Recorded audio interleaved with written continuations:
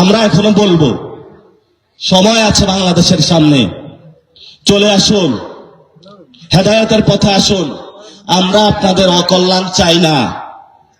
আওয়ামী লীগ যে ভুল করেছে ওই ভুল আপনারা করবেন না, আপনাদের কাছে দোহাই লাগে। আমরাও তো আন্দোলন করতে করতে টায়ার্ড হয়ে যাচ্ছি।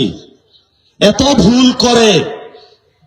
ভুল করে কোনটা ছেড়ে যে কোনটা বলবো কোনটাই খুঁজে পাই না।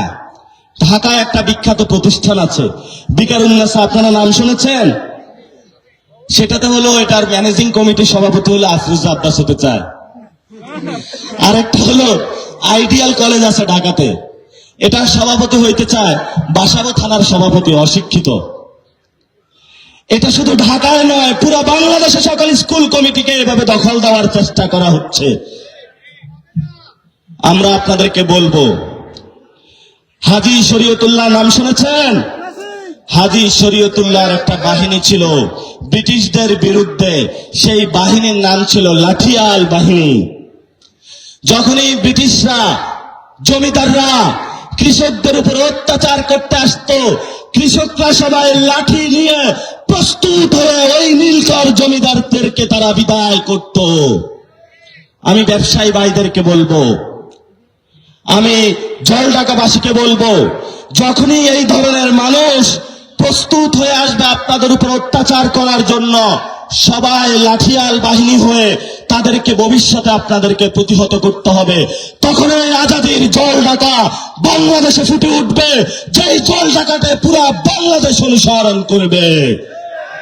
প্রতিশোধ নেওয়ার সময় এসে গেছে, গাদ্দারকে দেখে নেওয়ার সময় এসে গেছে। এই জন্য আগামী লোকাল গভর্নমেন্ট ইলেকশনে জলঢাকাবাসীর পক্ষ থেকে, এনসিপির পক্ষ থেকে, বাংলাদেশের আজাদির পক্ষ থেকে আমরা আবু সাইদ লিওন ভাইকে আপনাদের হাতে তুলে দিচ্ছি।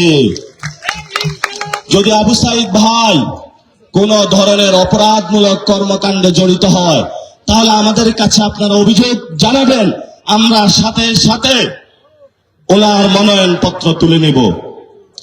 আর যদি এখানে ওনার থেকে কেউ ভালো মানুষ প্রার্থিতা করতে চান, আমাদের কাছে আসবেন যে আমি গুণে যোগ্যতায় আবু সাইদ লিওন থেকে ভালো, তাহলে আবু সাইদ লিওন আপনি আসার সাথে সাথে ওনার প্রার্থিতা প্রত্যাহার করে নিব। আর যদি আবু সাইদ লিওন ইলেকশন পর্যন্ত কোন অপরাধ কাজের সাথে জড়িত থাকে, তাহলেও আমরা ওনার প্রার্থিতা প্রত্যাহার করে নিব। ইলেকশনের পরে জয়ী হওয়ার পরে যদি ওনাকে খুঁজে না পাওয়া যায়, তাহলে আমি নাসিরউদ্দিন আজকে জলঢাকাতে প্রতিশ্রুতি দিয়ে যাচ্ছি, আপনাদের কাজ, অসমাপ্ত কাজ আমি এসে শেষ করে দিব। এই হলো এনসিপির প্রতিশ্রুতি। এই এনসিপির প্রতিশ্রুতিটা খারাপ নাকি ভালো? যদি ভালো হয় তাহলে আগামী স্থানীয় নির্বাচনে আমাদেরকে আপনাদেরকে ভোট দিতে হবে। স্থানীয় নির্বাচনে আজাদির পক্ষে, শহীদ ওসমান হাদির পক্ষে, শহীদ মুগ্ধের পক্ষে, জলঢাকার উন্নয়নে কারা কারা এনসিপির সাথে থাকবেন সবাই একটু হাত তুলে দেখান। আগামীর বাংলাদেশ এনসিপির বাংলাদেশ, আগামীর বাংলাদেশ শহীদ ওসমান হাদির বাংলাদেশ। ভালো থাকবেন। আবার আসবো গুন্ডাদেরকে সাইজ করার জন্য। কাউকে গুনার টাইম নাই, আমরা শুধু এক আল্লাহকে বিশ্বাস করি। বাংলাদেশে কোনো গুন্ডা পান্ডাকে আমরা ভয় পাই না। এটা প্রধানমন্ত্রী হোক আর যেই হোক, সংস্কার আপনাকে বাস্তবায়ন করতে হবে।